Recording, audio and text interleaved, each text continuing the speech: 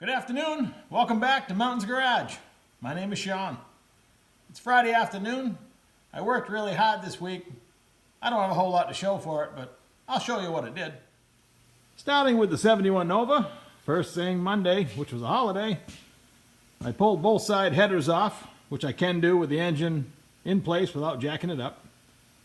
And I dimpled for spark plug clearance and reassembled the headers back on the car with gaskets.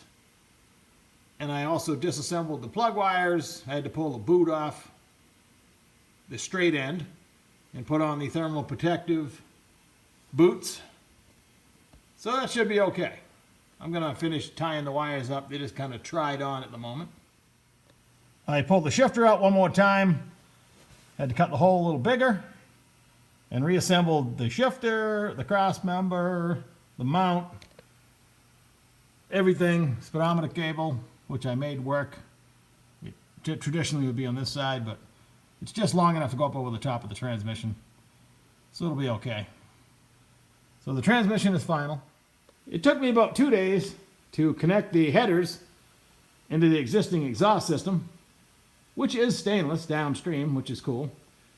You can see from the X-pipe forward, it's been Frankensteined a few times before I got it. And I was able to cut and refit because these headers are not only longer but wider in the car. And again, I think it's going to be okay. The X-pipe should give it a nice sound. As I'm filming this, I realize I still have to go over my hangers because they have two rubber pieces that slide in opposing each other and they tend to fall out. I have a one-piece hanger that should adapt right on there. So I'll put that on my list. Looking ahead at the interior, I'm going to use this under the carpet. I just went to my local home improvement store, picked up a roll of that. It is, I believe, 24 inches wide, 25 feet long, and one roll of aluminum tape and a smaller roll of aluminum tape to cover other areas. This stuff's a little bit thicker, so it'll provide some sound deadening as well as gluing that down where I want it. My original front carpet, while in nice shape, had a hole where the automatic shifter was. I've cut the hole already. I thought ahead, hard to believe, while I had the shifter out, I laid the carpet in the hole and traced it. And I was able to mark it out, and it coincides with the hole that's already there, so I think I can take the piece I cut out and maybe fix it where the old hole was and not have to buy a new piece of carpet for now. This is going to be a cup holder for the 72 Nova, but I'm thinking about the hole in the carpet in the 71, and the car doesn't have any cup holders, so maybe I'll build something that'll kind of hide my hole and be useful at the same time without being gaudy. I unboxed the clutch linkage kit, and it's very nice. It did not come with the pedal pads, so I had to blow another $8 for those. And everything was raw metal, so I painted them. I painted this, including the threaded rod, but I won't be using that because I'm going to make a aluminum rod with rod ends on both sides. I've already showed you that, the reason for that, but I'll show you again in a second. And it doesn't come, if I was going to run this with the clutch fork, you need a small spring that connects the bell crank to the clutch fork so this doesn't fall out because you don't want your rod falling out. I won't have that problem with bolts and rod ends. And they do give you the A return spring in this cool long bracket, which I got to figure out where it goes. They kind of give you some instructions. It's funny, on the pivots, I had the bell crank all in the car, and there's little foam things that go over each end, and I forgot them, so I got to take it all back apart again. No big deal. After I installed the header on this side, the driver's side, for the final time, I went and put the bell crank in and bolted it on for real. So that's good to go. I need to remove the plug in the firewall right there and install everything under the dash. But while it's up in the air, I'm going to need some kind of drive shaft safety loop. I have about 6 inches to play with between the top of the hump in the floor and the X-pipe. And I need to stay within 6 inches of the front U-joint. So that'll be in here somewhere. So I'm going to take this universal drive shaft safety loop kit, if you would call it a kit, throw away these ridiculous metric bolts, and probably have to cut a few inches out of this, so it'll be about this big. Weld it together.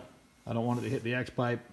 I want this right against the floor. So I'll make this first, and then I'll use some of these brackets, because I already got them. Trim a lot out of them. They're way heavy and way too big. And make myself a cute little dry shaft safety loop. Almost forgot, this is the raw material for the rod that'll connect the bell crank to my throwout fork, replacing that. Moving on to the 72. I'll show you this only because it's currently connected to the car. It's my cast iron T4 manifold and crossover that I built with a stock Silverado manifold in another video. So this V-band is flat, so I go ahead and bolt that one on loose. Over here, I got the manifold loose too. Thing latches like a screen door, and then you just put the clamp on it. It's pretty cool. So I thought about it, did a lot of shopping for forged pistons, connecting rods, and crankshaft, and definitely determined that that's a different motor. And I'm going to put this one together, spending as little as possible. I'm into it right so far. I got this much for free. I'm going to go ahead and strip the crank out of it, polish that up a little bit, scale the block. I'm going to hone it with just a blueberry stick. I actually have a nice hone my brother allows me to use, but even that's too fancy for what I want to do.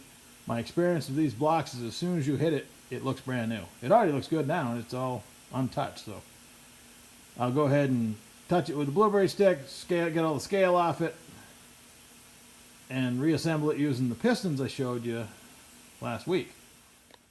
So most of the rings weren't stuck on those pistons, but some were. So I decided to let them soak in carburetor cleaner, my 5-gallon bucket, for a week. And the piston pins were half pushed out, and they weren't stuck, they were just firm in their bore. So soaking for a week, and then dipping them in clean water and putting them on the bench, it loosened up the rings enough I could get them off without damaging them. And all this stuff still needs to be cleaned. And I took a screwdriver, cleaned out all the ring lands in the pistons, and put them in the ultrasonic cleaner with some new Simple Green. Let's go see how they do.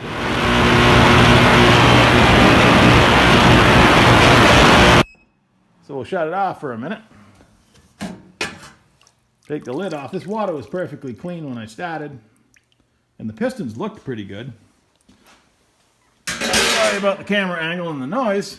How hot is it? Not bad. Oh, that's getting kind of warm. I won't lie, it's pretty warm now.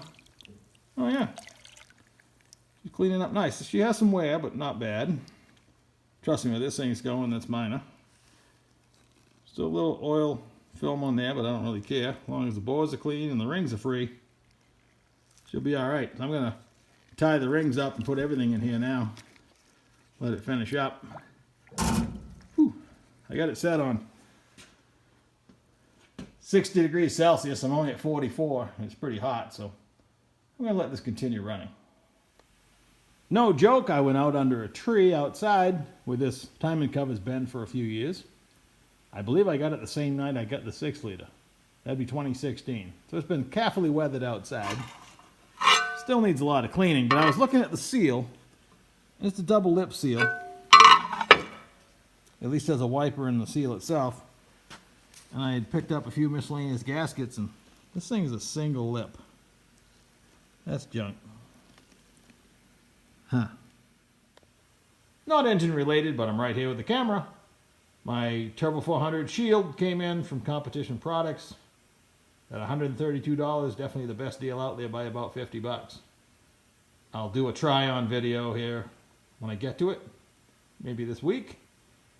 The only flaw I see so far is the hardware package was open and I'm missing 3 Allen-headed 5/16 bolts, but I think I can get around that okay. Shop related, I put all new fasteners, and when I build a nice Turbo 400 on the pump and the pan, the tail housing, etc. And they've been sitting on benches in bags for a couple years now, so I bought this the other night, and I got more bins coming so I can finish this array. So that's just minor. This stuff makes me happy. I need to do a lot of it. I don't have enough space. This thing is 20 by 36, the metal bracket. And this is pretty much the only place I could find to even put it. I sold a Muncie 4-speed the other day and wished to myself I could find a simple rim clamp tying machine while I had the cash in my pocket. No more than an hour later, I'm digging out my frozen trailer and my frozen Suburban and headed to New Hampshire to pick this up. Turns out I knew the guy. I used to race with him. Actually beat him one time. And he upgraded, and these machines go for around $1,800-$1,900. I paid, obviously not that, and I'm pretty happy with it. It does have the bead blaster, just a simple swing arm. Exactly what I was looking for. I haven't even cleaned it yet, and it looks pretty good.